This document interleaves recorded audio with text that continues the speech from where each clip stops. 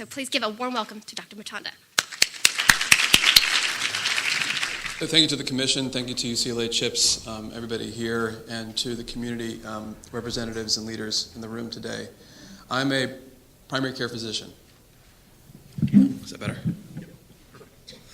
I'm a primary care physician and came into medicine with my eyes wide open, knowing that I would be entering a biomedical system that was very focused on making sure that we can manage disease, but coming from a community development and international health experience that made it clear to me early on that health is more than just what happens in the walls of the clinic. And so for me, my career passion really has been understanding how to help people be healthier using the healthcare experience to be able to understand and address the social and environmental conditions. I'll speak about that in a moment. A lot of my particular development started out actually, as I mentioned, in international health, necessarily doing a lot of work in HIV. It happened to be abroad, working with the CDC in countries like Botswana, South Africa, and Mozambique. Along the way, I had the privilege of meeting wonderful mentors, Paul Farmer, the co-founder of Partners in Health, and others. So it is a pleasure, really, for me to be here with you today. Hopefully, what I'm going to talk about provides an interesting lens that might provoke some conversation, but frankly, I think the privilege is mine right now to be here with you. The way I want to actually frame the conversation for today, and I think it's an important question as we think about all of the pressing issues today, is one of value. I think it's abundantly clear to the patients that we care for, to the communities that we serve, that there is implicit value in everything that you guys are doing and that the patients receive. But increasingly, questions of value are being asked not just by patients and providers, but by payers. And when that question becomes raised, oftentimes the near term, the technological fixes, the latest apps and gadgets, those things surface up as ready solutions. And what we know really provides value as well, or perhaps more significantly, the collaborative, interdisciplinary, coordinated care, the marriage of social and environmental and medical and mental health services combined. That model, while we know it provides value, sometimes doesn't get brought up into the mix as much as it should. So the question, I think, for all of us, the challenge really for all of us in this moment, while the window of opportunity is open, perhaps more now than ever before, to define value, is are our clinics and our professionals in these clinics providing the best value to our patients? What I like to do is to just relay a story of what that means for me in terms of answering that question. This is a woman who came into a clinic in South Central Los Angeles where I had the privilege of working for a number of years as the director of social medicine. She gave me permission to share her picture, although, with some caveats, take my eyes out. She didn't like the way she looked in the picture with her eyes, and call her something else. So her name is Veronica for today. Veronica came into the clinic in her mid-30s. She had been suffering from a chronic headache for years prior, 3 years actually, of a chronic, progressively worsening headache. In the 3 weeks, actually, in this particular episode, in the 3 weeks before she came into the clinic, she had gone to 3 different emergency rooms trying to seek relief. And this was 3 emergency room visits on top of countless others that she had gone through in the past 3 years. There were ER visits in addition to the primary care visits that she had gone through in South LA. And she had gone far and wide and actually many parts of LA trying to find relief, and still she couldn't find the answers to what was going on, or more importantly, find relief in a way that was sustainable. In the first ER visit, 3 weeks before she came in, the doctor and the nurse practitioner who were involved in her care, the medical assistant, everybody did what seemed to be appropriate. They ordered a CAT scan for her head because they were worried about something significant going on in her brain. They ordered a spinal tap to collect her spinal fluid to make sure there was no infection. They ordered a number of blood tests, and they came back and said, Veronica, everything is quote-unquote normal. Here is some Vicodin. Follow up with your primary care provider, if you have one, and come back if the pain persists or worsens. Veronica, like many people, being very reasonable, being entirely self-resilient, said, okay, I'll follow those instructions. And the pain persisted, and so Veronica went back to the ER. She actually went back to another ER because she thought maybe this other ER is going to give me a better value. And it didn't. The same story got repeated twice more, and in some, when Veronica came to see us in this school-based health center, in a community clinic setting in South LA, Veronica was not only sick, which is in itself a certain kind of indictment of our healthcare system, right? Despite numerous encounters with the healthcare system, Veronica was still sick. That happens, of course, it's possible, but she didn't even know what it was yet. And so she was not getting the value that she wanted. But now, worse than that, she was exasperated. Her mother, her frail mother, was being called upon frequently to come in and care for her 2 sons while Veronica was trying to get relief. Her employer, who was actually pretty understanding, was getting less understanding. Her relationships were getting strained, right, at home and at work. And so Veronica was now sick and exasperated. This story is far too common, right? Veronica is far too familiar to, I think, all of you in this room. Many of you probably know people or have gone through the very thing that I'm talking about with Veronica. And I think what's important is that when I went back through the records, when I tried to decipher the illegible handwriting of my colleagues, whose handwriting was actually, frankly, better than mine, but still indecipherable. When I went back through and tried to find out what happened in Veronica's story, it occurred to me that every individual provider was actually, every individual provider was actually doing individually what they considered to be the standard of care. They were ordering that CAT scan, they ordered that spinal tap, they did the blood test, they appropriately advised her to follow up with primary care and to come back if pain persisted, right? They did individually everything right on paper and even in person. They were not negligent per se individually, but somehow collectively we were not providing Veronica with the right standard of care. So the leading question here is this good enough? And I think the answer, from my opinion, and hopefully you would agree, is no. Here's a glimpse, though, to pivot to a little better standard of care.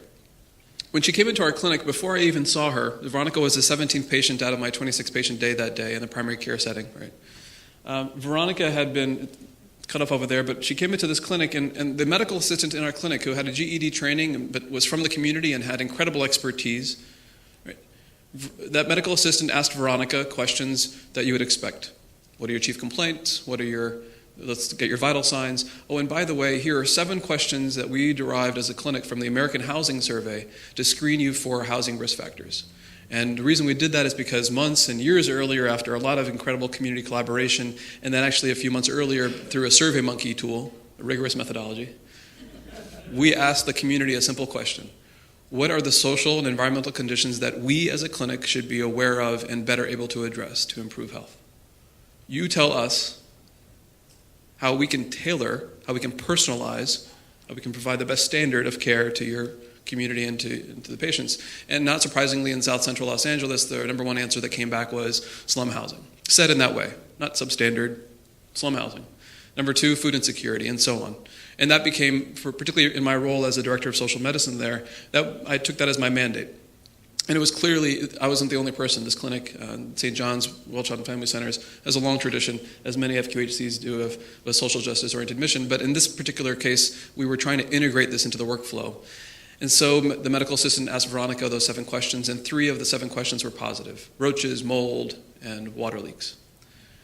I saw that on the paper chart. This is before electronic medical records. The paper chart: vital signs stable, chief complaint, headache, and here are these 7 questions, and 3 of which are positive. I turned the doorknob. I saw Veronica. She's 6'1". Veronica was doubled over in pain, right? Her elbows on her knees, her head in her hands, grimacing because of the headache. And she looked up and she gave me the look that all providers know, especially if you work in communities, which is, good luck, right? Give it your best shot, right? I've been here, I've seen, I don't know who you are, but I'm here. It was the resignation, the expectation of failure, which is a pretty depressing feeling to walk into when you're a provider, but understandable when you're thinking about the patient perspective, right? But now I was armed with something a little bit different. I had social data as much as I had biologic data. And I also had this training, right? I thought about social stuff, and I knew I had a system that was supporting me to uncover this data. And within 12 minutes, in this highly productive clinic, talking with Veronica, examining her, listening to her, it became clear that Veronica, in my opinion, medically had allergic rhinitis, chronic allergies, and sinus migraine headaches, sinus headaches and migraines associated with that. And so I said, Veronica, here's what I think you have. And automatically there was this look of, all right, this is the first time I've heard of a diagnosis. And then I said, Veronica, here's some treatment. I'm going to recommend some medications for those symptoms. Not surprisingly, that's what we would all expect. And the last part of your treatment plan is to refer you to a specialist. And Veronica gave me that look like, oh, here we go again.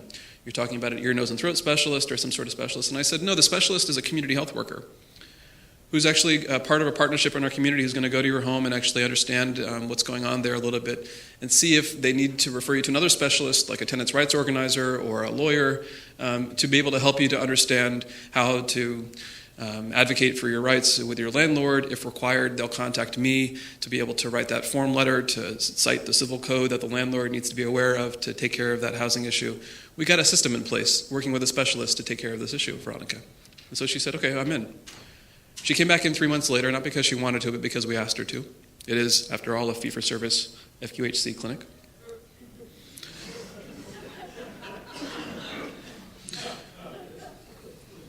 That was a little longer than I expected usually in terms of response. I guess you know the system. So Veronica came in and she said, I'm feeling about 90% better, and not coincidentally, her housing was better. And that is not at all coincidental, right? It is exactly the point. So this is something that's, obviously this is common sense, and it's more than that actually. It's important for me as a medical provider to say that's a better standard of care. It's important as healthcare professionals to be able to aspire to that as a better standard of care and not to allow ourselves to fall victim to understanding that the current status quo is good enough. That standard of care, as Veronica's case, the status quo just is not good enough and it's unacceptable on all sorts of respects. Because frankly, treating people without tackling the conditions that make them sick is a losing value proposition, and I'll explain that in terms of real costs, as well as this substandard care, right? We're past the point of diminishing returns easily right now in American healthcare because of, for many reasons, but in part because we're missing the social and contextual and environmental data and the ability to act on that with our patients. And the costs are replete. The costs are manifest in preventable illness and health disparities, right? We know this. Think of Veronica, multiply Veronica by the millions of people both in California and across the nation. This body, I think, knows the data better than I, particularly when it's translated through HIV/AIDS. Think of the costs of less effective interventions. Think of, again, those numerous encounters with the healthcare system and how many of those interventions were actually effective if judged by getting better, right? Veronica was experiencing less effective interventions, and when we don't integrate, systematize the social and environmental processes into our workflow, not just as an ancillary, by the way, the social worker is going to contact you maybe if she's in. Not that, right? But if we systematize this approach into it, then maybe we can actually improve the effectiveness of our healthcare interventions because it's integral. It certainly leads to patient distrust and misengagement. Again, Veronica kind of proved that story. We know this well. It leads to workforce recruitment and retention issues. Think about the number of providers who feel that mismatch, and I'll speak about that in a moment. But when you have a provider working in a system and that patient gives you that look and you have nothing else to offer them except for that shoulder to cry on, or maybe some disjointed connection to the community and social resources in the healthcare system, you get jaded providers, cynical providers, burned out providers. And that's a real cost to the system, as you know. And the costs are significant. At a national level, the Joint Center for Political and Economic Studies, a think tank in DC, looked at just the associated costs from health disparities and approximated that it was about $400 billion a year. Right? Over 3 years in the study period, $1.24 trillion. For clinics at a more concrete level right now, that means actually all these things in terms of impacts, especially in this environment, on our competitiveness, on effectiveness, on productivity. Right? The bottom line of what clinics need to do to be able to have that money so there's a mission, right? This is a real cost issue for us, especially as payment reform starts to move us towards a value-based system as opposed to a fee-for-service system. These are really critical questions for us. There's a lot of talk about hot-spotting, looking at high utilizers in the healthcare system, people who come into the ERs and are getting admitted a lot. And I think there's a lot of wonderful examples of how social determinants interventions are coming up as part of a response. Going to people's homes and figuring out that, oh yeah, we have to address their social context, and that might be the way to reduce readmissions. I actually think that's not only notable, but it's more important to look at the high utilizers as a sign and a symptom of these missed opportunities. Veronica became a high utilizer, right? Because numerous healthcare encounters before just simply didn't ask her about where she lived, right? We are creating high utilizers It's not just important to celebrate the successes we're having in catching up with ourselves and saying, oh yeah, we need to treat high utilizers by addressing their social determinants. We need to view that actually as a sign and symptom of our mismatch. The reasons are plenty. I think you guys know them as well. When I shared the reasons with patients like Veronica, who asked me the question in that follow-up visit, she said, why did my doctors not ask me about my housing before? I shared a story with her about, think about, it's a big question, right? There's a million books written about this and experts. I tell a story of think about, if you're in a home and you're trying to get some contractors to renovate a bathroom, right? In a typical system, you'd go out and get bids and contractors would say, for this much money, I'm going to give you a better bathroom. And it's going to look like this. But if you take the healthcare lens to it, the business model of healthcare, particularly the fee-for-service business model, what you get is an interesting system where the contractors would knock on your door, even uninvited, and say, by the way, I'm an electrician, I'm going to do some diagnostic testing on the walls behind your bathroom over here. It's important, trust me. You're going to get an interior designer walking in and saying, listen, you're talking about a better bathroom. There's nothing that you need more than actually a marble fireplace in this old Renaissance painting. You're going to get plumbers walking in there giving you all sorts of new fixtures, even though you might not need it, right? And giving you all sorts of new gadgets. And at the end of the day, you're going to get a bathroom that looks like this. You can say first, this is the best bathroom on the block. But if you actually peek under the hood, if you look at the bathroom, first of all, there's no toilet. Functional? Maybe not. It's potentially injurious to your health. You're going to step out of that beautiful tub onto that slippery marble floor, hit your head against that fireplace, and we say we have the best healthcare system in the world, the best bathroom in the world, but we know that the system that we're in right now creates a system like the contractors in that bathroom, right? Trying to create that. They will overcharge you and overserve you if you can pay, and if you cannot, they will overcharge you and underserve you. Welcome to American healthcare, Veronica, right? This is where we're at right now. Now, that's depressing and gloomy, but it also is important to acknowledge the problems right now and say them and boldly, because if we can't acknowledge the problems in a way that's clearly accessible for our patients, our colleagues, ourselves, then we get lost in the jargon of academia or of expertise and the elites. And that makes it that much more difficult for us to actually engage our patients as actually co-creators of a solution, right? I'm preaching to the choir here. We know the glimpses of a better standard of care that are out there. We know that the stories of Veronica are replete, and actually much of the glimpses of this better standard of care have been developed and established in the HIV world from the get-go, both internationally and at here. It made sense to actually create social work case management programs and wraparound care to go understand people's housing issues and social needs and food needs, et cetera, because it just made sense at the time. The crisis that created the current professional kind of approach to HIV care right now clearly made it impossible to avoid the social determinants of health. There are a lot of glimpses that are out there, and yet they're not yet connected enough and they haven't been brought into the mainstream.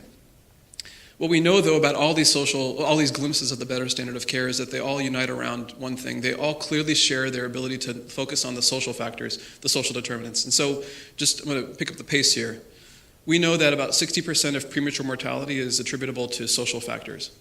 And there is actually some important research. My research friends in the audience will actually ask some important questions here. When I say that, I'm going to back it up in this way. You see the red pie charts, the red slices in the pie chart? The first one on the upper right is about social and environmental exposures. About 20% of the contribution of premature death comes from social and environmental factors. Now, a lot of folks will say, and there's this interesting weird dichotomy that's out there where people say, no, it's not about where you live or where you work or where you things, but it's about how. It's your behavior choices. You choose to be unhealthy. And it's time to totally dispel that, because even if while we acknowledge that of course personal behavior matters, of course it does, those behaviors are themselves informed by the social and the built environment, by the social determinants. So the example I often give when I'm talking about this is looking at this room right now. If we took out 90% of the chairs here and asked you guys to come in and listen to the speech right now, you would be even more frustrated than you perhaps are right now. Because you'd be choosing to stand, you'd be choosing to go away and kind of mingle, maybe get some coffee. You choose different things, your behaviors would look different because the structure of what we've created has changed your choices. It's time to get past this kind of behavior versus environment thing. The behaviors are themselves, again, influenced by the social and built environment. And collectively, we're looking at about 60% of the contribution to premature death compared to the 10% or so contribution from the healthcare sector. The question for me is, can that small sliver of the 10% of our contribution, can we optimize the way we do our healthcare and leverage the work upstream in the social determinants? I think the answer is yes, and it turns out the better standards of care, the examples that are out there do that. There are some great examples of social determinants in the literature that I think all of you are pretty familiar with. These are two things I want to make more salient for this group. This is a study that came out of the UK looking at the way in which place matters on health. You've often heard, I think, increasingly these days in California, because of the California endowments work and a lot of other folks, that place matters. The zip code is more important than genetic code. Well, this is a study that actually illustrates that. On the y-axis, you're looking at the incident rate ratio of death from cardiovascular disease. And on the x-axis, on the horizontal there, you're looking at different groups based on their exposure to green space. And as you move from the left to the right, the groups that actually had more exposure to green space had, not surprisingly, lower rates of death from cardiovascular disease. Now, the rate at which it diminished is actually pretty significant, right? Look at the trend lines there. They're pretty significant. And also look within each group. Because within each group, the taller bars being the low socioeconomic group and the smaller bars within each group being the richest group. As you look at the disparities within each group, you see that those disparities also diminish. Now, what this means for me as a provider is this. I know the guidelines for how to prescribe a statin for cholesterol in order to hopefully have an impact on cardiovascular disease. But I don't know how to translate this knowledge about exposing you and a community to green space. How do I write a prescription for exposure to green space? And why shouldn't I be able to have the same rigorous applications to doing that as I am required to do for statins and cholesterol? This is just as impactful, if not more so, right? So these are important kind of questions. Another salient point actually that's really relevant, I think, for this group is regarding HIV transmission. We know, obviously, that food insecurity is often associated with groups that suffer the highest proportional rates of HIV, right?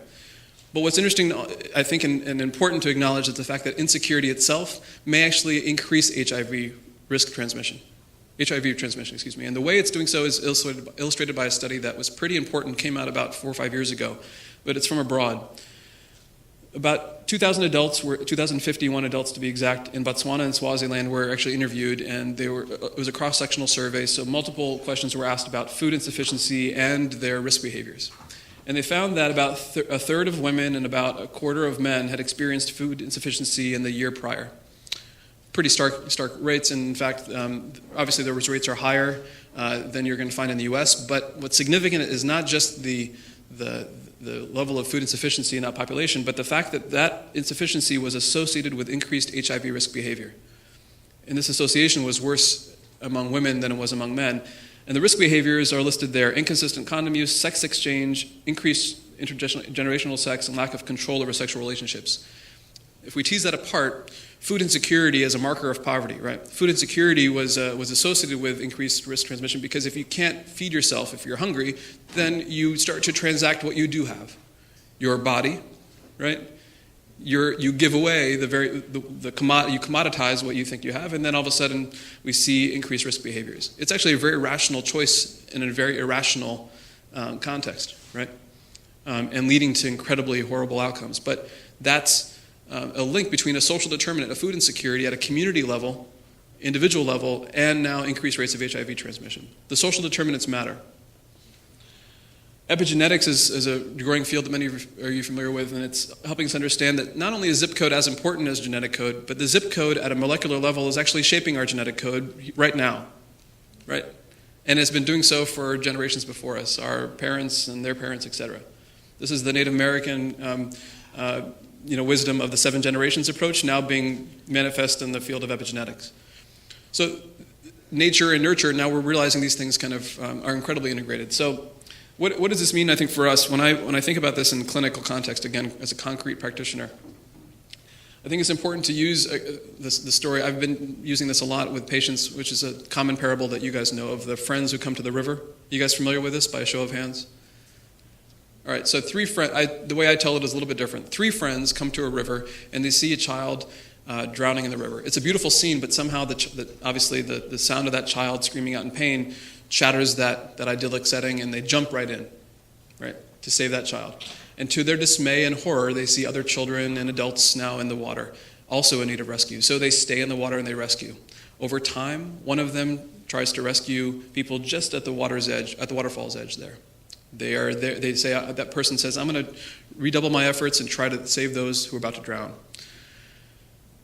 Over time, the second friend says, you know what, I'm going to work a little bit further up from you, and I'm going to try to coordinate branches over here and create some sort of a coordinated raft so we can have fewer people in need of the rescue at the water's edge. And over time, those two friends actually get pretty successful, but they're still not there, right? There's still more kids in the water, still more adults in the water, and they're getting dismayed, and they're getting tired, and they're getting burned out. And they look up and they realize that their third friend has vanished. And they look up and they see her actually in the water. She's in the water. She's swimming upstream. She's actually grabbing children as she's going and rescuing them.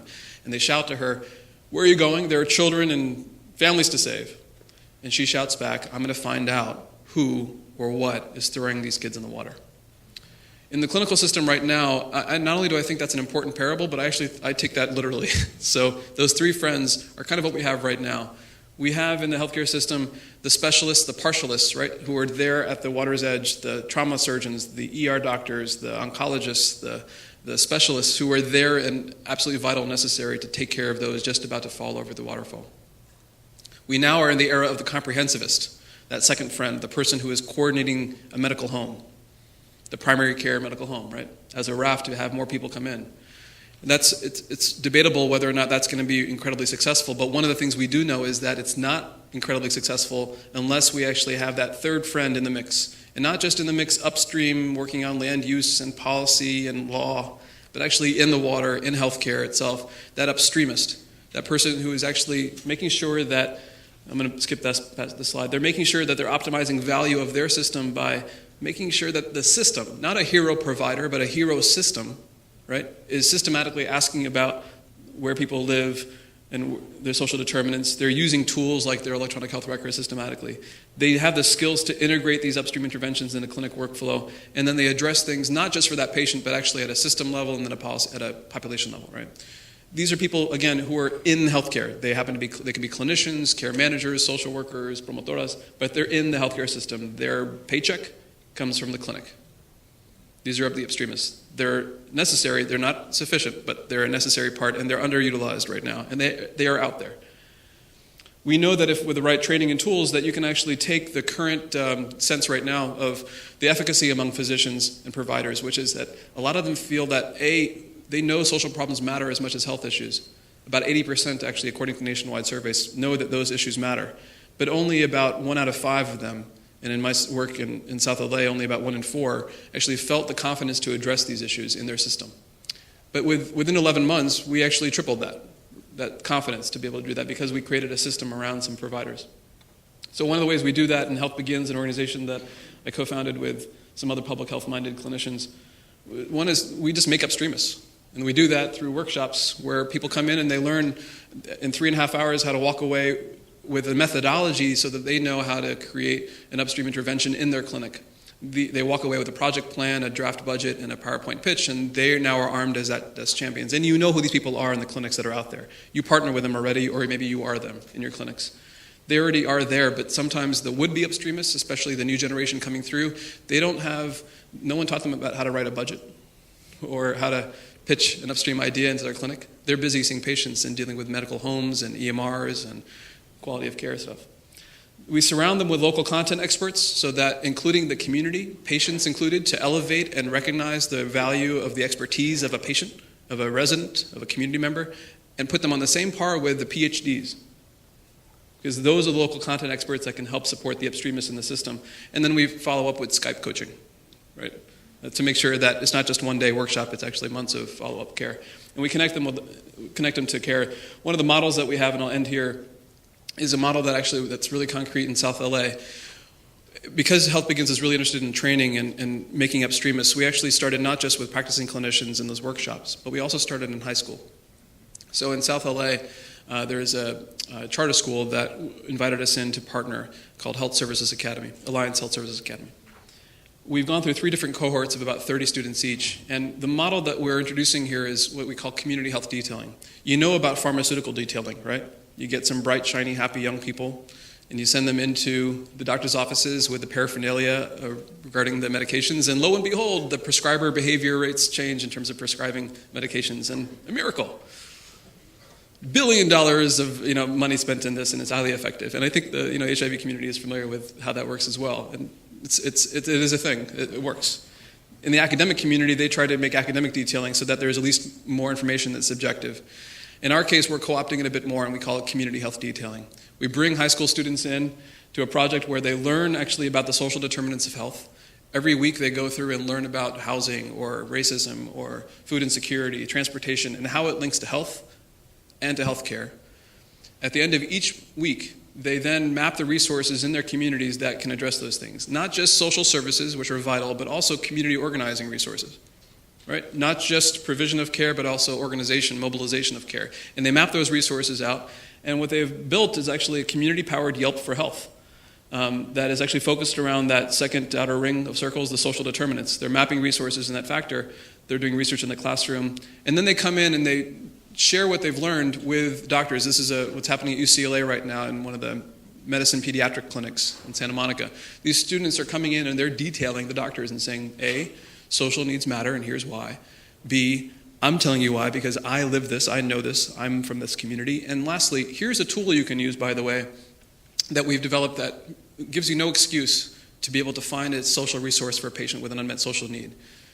They map the resources and they put them, these are the results of some of our cohorts right now, the confidence levels among the students to be able to say that they are confident to help clinics take better care of patients with social needs is incredibly high. About 2/3 agree or strongly agree. I'm confident that I could find the best services to help someone if she or he had a social need that wasn't being dealt with is also incredibly high, actually in the 80% range.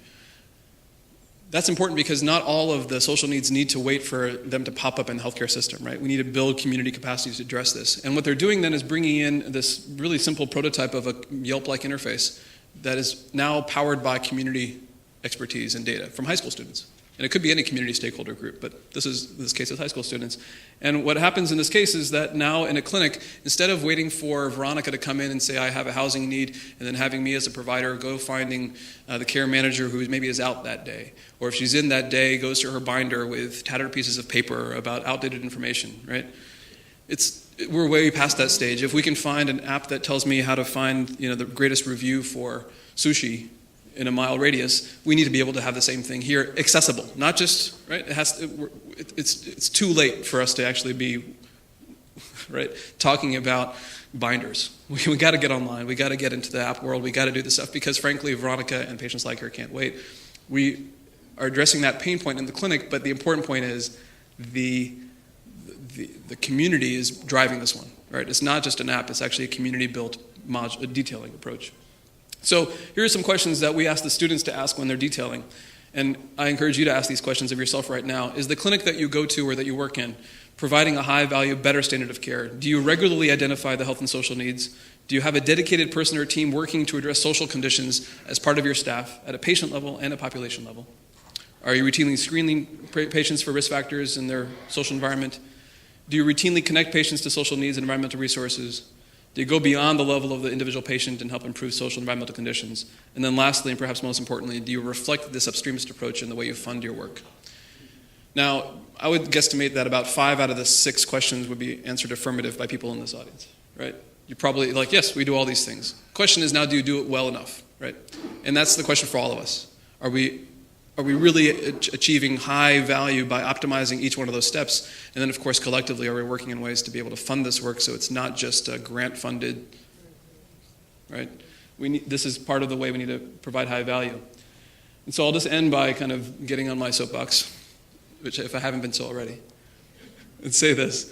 We can't, the students actually are saying this in their detailing. Our Upstreamists are saying this as they go back to their clinics. They're saying, first, we can't get healthcare right without addressing social determinants. If you care about the triple aim, right, lower costs, better outcomes, better quality, you can't get that until you address the social determinants as part of that. The second thing is, we can't get healthcare as a right without addressing social determinants. There's a lot of focus on like payer issues, single payer, payment reforms, et cetera. And that's obviously vital and necessary work, and advocacy has to happen around any one of those things. But that is going to be insufficient, or actually may be impossible to achieve if we don't engage the real social determinants that matter to patients like Veronica. To get to healthcare as a right, we need to go through the social needs, the pain points that are in our patients' lives right now, because they're not waking up trying to feed themselves with a right, right? But we need to address the social determinants in that way. And lastly, to improve social determinants, let's say you think that healthcare is entirely irrelevant. And you would be right in saying that because of that slides, right? Like maybe we should just focus all of our work on public health and social factors. Well, you'd be right to a certain extent, but I would request that you at least don't ignore the elephant that's occupying the room, which is the healthcare system. Because if you don't create the Trojan horse model and find the upstreamists from within and create them as allies, then the work that's upstream will always get sucked down by the healthcare enterprise. So to improve social determinants, it is necessary, not sufficient, to engage healthcare. Thank you. I think it is possible to have a better standard of care, and I really appreciate the honor of being here today.